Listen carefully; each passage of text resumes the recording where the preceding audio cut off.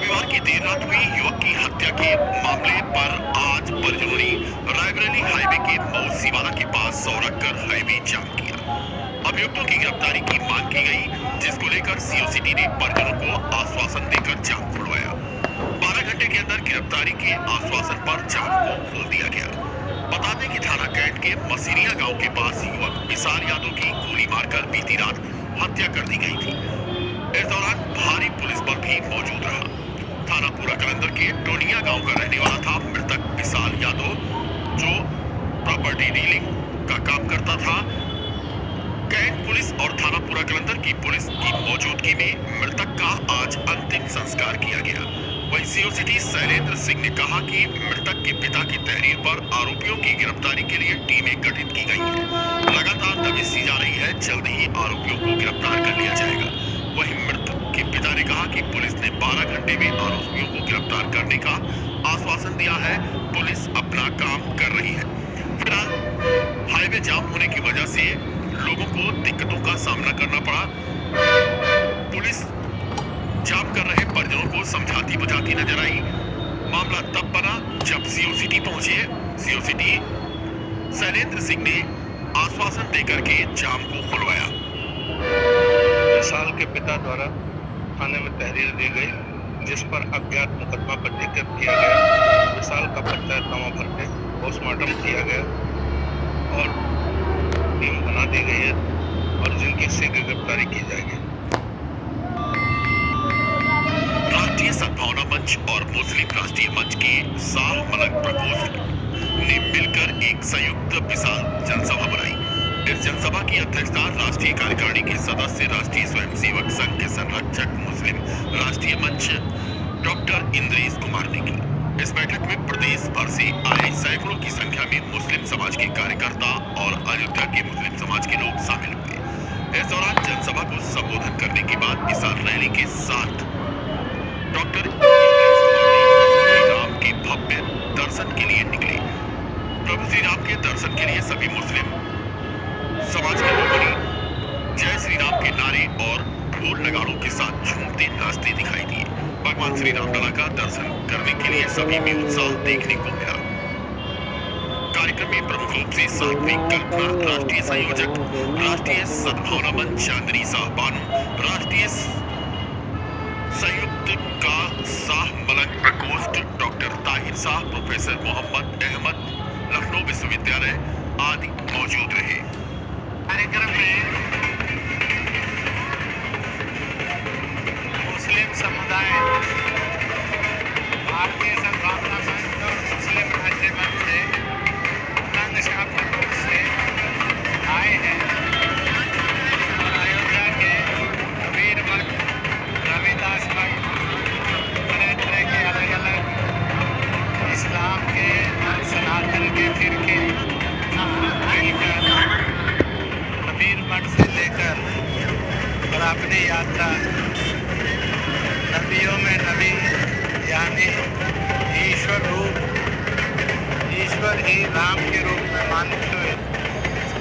यह नफरतें मिटाने के लिए और हिंदुस्तान दंगा मुक्त हो, हिंदुस्तान भाईचारा युक्त हो, इसके लिए यह शोभा यात्रा निकल रही है। कितने लोग पार्टिसिपेट करेंगे आपके सामने है। आपके क्या क्या कार्यक्रम होगा सर, उसके बारे में कार्यक्रम में देखिए, इसमें भारतीय सद्भावना मंच के राष्ट्रीय संरक्षण माननीय श्री देवश्री नीरज कुमार जी, भारतीय सद्भावना मंच की राष्ट्रीय संयोजिका बहन माँ कल्पना साथी जी और मेरे द्वारा शाहनवाज मंसूरी, जो मैं उत्तर प्रदेश का संयोजक अध्यक्ष हूँ, हमारे द्वारा एक प्रोग्राम का आयोजन किया गया है। इस प्रोग्राम में मुस्लिम समाज के लोग और गैर मुस्लिम समाज के लोग राम मंदिर दर्शन कराना है, राम जी की प्रतिमा के चरणों में जो है आशीर्वाद दिलाना है। एसएसपी राजकिरण नैयर के निर्देश पर चौकी चौक की पुलिस ने अतिक्रमण हटाओ अभियान चलाया। रोड पर लगे ठेले और बाइकों का चालान किया गया। जो ठेले वाले कुर्सी मेज लगाकर रोड पर ही ठेले लगा रहे थे, उनको जब्त किया गया। बिना हेलमेट के चल रहे तथा 3 सवारी पर चल रहे वाहन का चालान किया गया। चौक चौकी इंचार्ज विवेक राय ने हिदायत दी कि दोबारा ठेले सड़क पर न लगाएं। नगर कोतवाली अंतर्गत गंधारी बाजार में छोटे बेटे और उसकी पत्नी द्वारा बुजुर्ग माता पिता को घर में बंधक बनाने का आरोप लगा।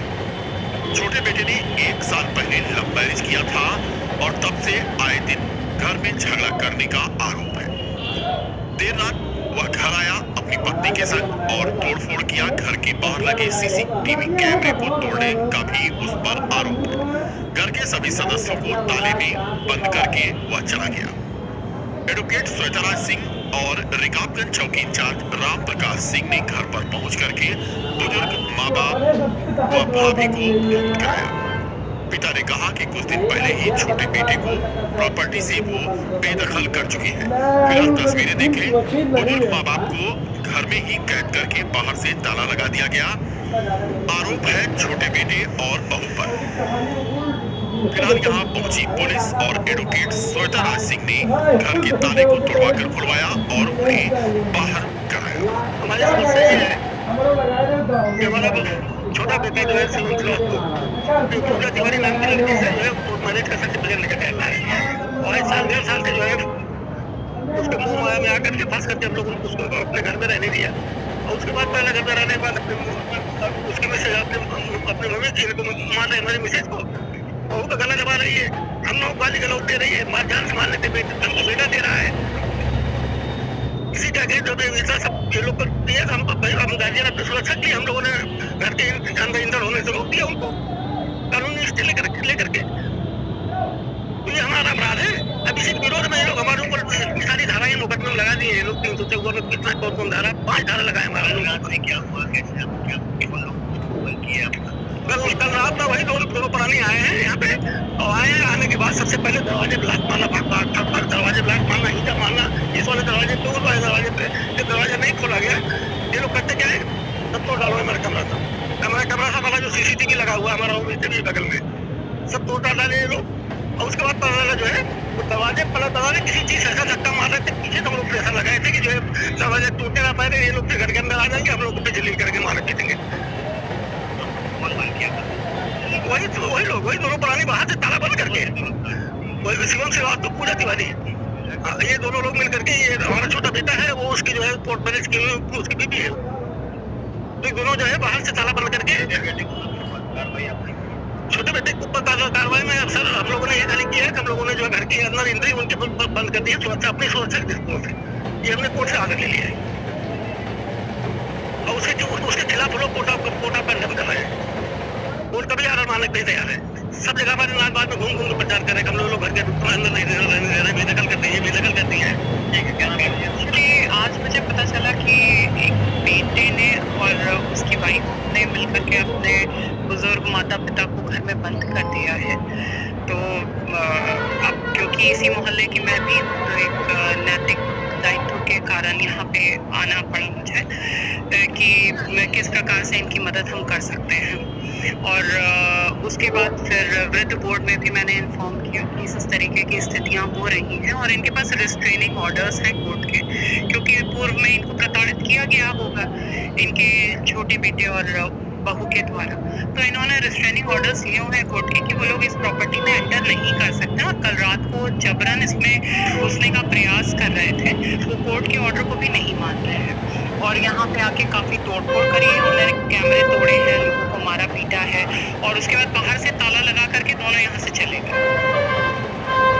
तो ये सुन करके कि हाँ माता पिता रात से बंद है, सब बच्चे अंदर बंद है, कोई ज़रूरत का सामान नहीं पहुँच सकता, उनके बड़े बेटे ने इन्फॉर्म किया। तो फिर मैं आई यहाँ पे, पुलिस को बुलाया मौके पे और उसके बाद वृद्ध बोर्ड में भी इन्फॉर्म किया, एसपी साहब के भी बात करी, सब जगह बात करी, हेल्प आई है, इनको निकाला गया घर के बाहर।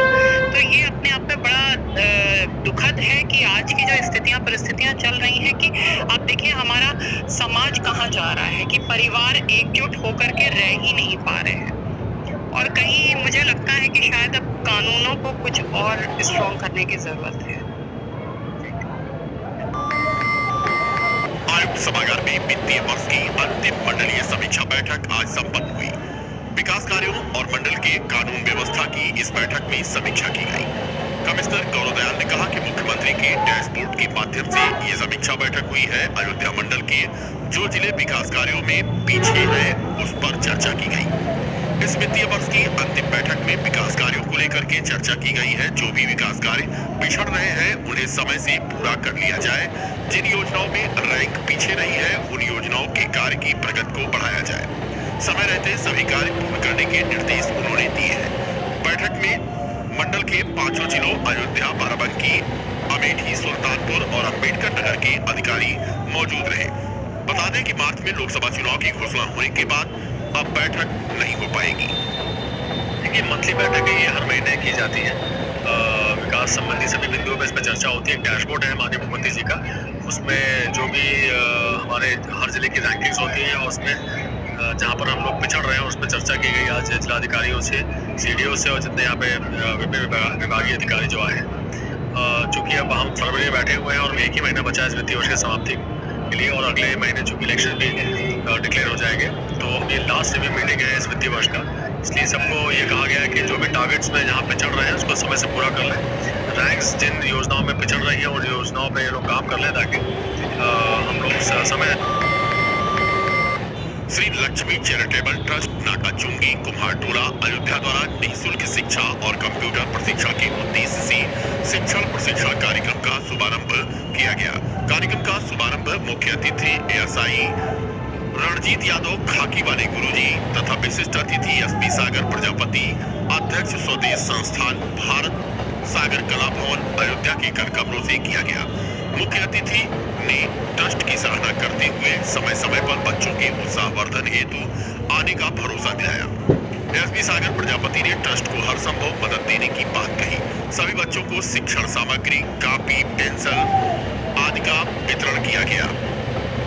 प्रथम, द्वितीय और तृतीय स्थान प्राप्त करने वाले बच्चों को नगद पुरस्कार भी दिया गया। ट्रस्ट के अध्यक्ष आशीष ने कहा कि इस कार्यक्रम का मुख्य उद्देश्य आसपास के गरीब बच्चों, कमजोर, असहाय और आर्थिक रूप से असमर्थ बच्चों को निःशुल्क शिक्षा दिया जाना है, जिससे वो आत्मनिर्भर हो सके। ट्रस्ट की तरफ से जो है आज निःशुल्क रूप से एक शिक्षा जो उद्घाटन किया गया शिक्षालय का, इसमें जो है रिंकी यादव और आशीष दो लोग मिल करके एक मुहिम को चलाएंगे। निःशुल्क रूप से जो कक्षा नर्सरी से लेकर के कक्षा 8वीं तक के जो बच्चे हैं उनको निःशुल्क रूप से पढ़ाया जाएगा। और जैसा कि मैं खाकी वाले गुरु जी हूँ और मेरे द्वारा जो है इस कार्यक्रम का उद्घाटन किया गया पितागण के मेरे द्वारा, और बड़ा अच्छा लगा मुझे आज इन बच्चों से मिल करके और इनकी मुहिम को मैं श्री लक्ष्मी चैरिटेबल ट्रस्ट को बहुत बहुत धन्यवाद करता हूँ। उन्होंने मुझे ऐसा अवसर दिया ऐसे महान पुनीत कार्य के लिए और इनके पूरे परिवार को धन्यवाद करता हूँ कि ऐसे पुनीत कार्य कर रहे हैं कि शिक्षा ही जो है किसी की जिंदगी बदलने का साधन हो सकता है। उसको शिक्षा आगे बढ़ने का साधन है। शिक्षा सिरने के बाद वो है जिसको जो पिएगा वही दहाड़ेगा, जैसा कि डॉक्टर भीमराव अम्बेडकर जी कहते थे। तो वही शिक्षा के सिरने का दूध पार्ट में है यहाँ पे। और यहाँ पे तमाम लोग उपस्थित हुए, सबका बहुत धन्यवाद है।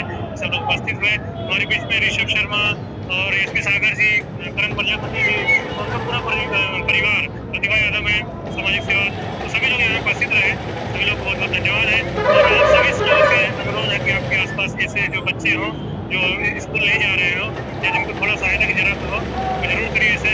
शिक्षा है नतन पढ़ने का करो जतन। मुझे अभिमान इसका है कि मैं अंग वर्दी का, बड़ी किस्मत से मिलता है खाकी रंग वर्दी का।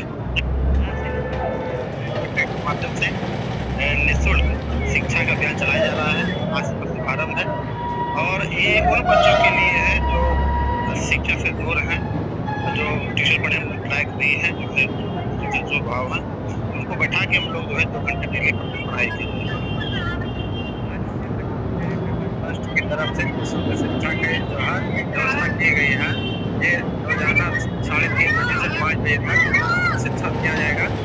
सभी लोगों से अनुरोध है कि जो बच्चे असहाय गरीब हैं